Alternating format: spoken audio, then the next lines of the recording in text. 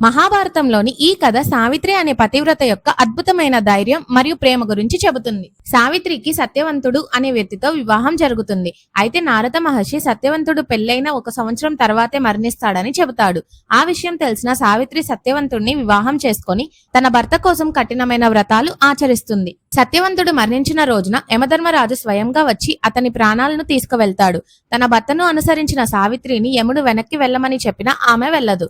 అప్పుడు యముడు ఆమెకు 3 వరాలు కోరుకోమని చెబుతాడు. మొదటి 2 వరాల్లో సావిత్రి తన మామగారి రాజ్యాన్ని, వారికి కంటి చూపును కోరుకుంటుంది.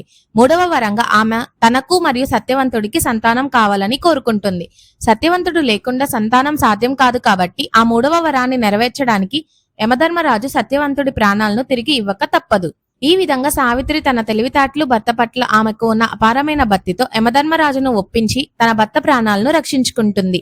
ఈ కథ భర్త ప్రేమ, తెలివి మరియు నిలకడ యొక్క గొప్ప శక్తిని తెలియజేస్తుంది. ఇలాంటి మరిన్ని కథల కోసం టెల్సోల్ ఛానల్ ను సబ్స్క్రైబ్ చేసుకోండి.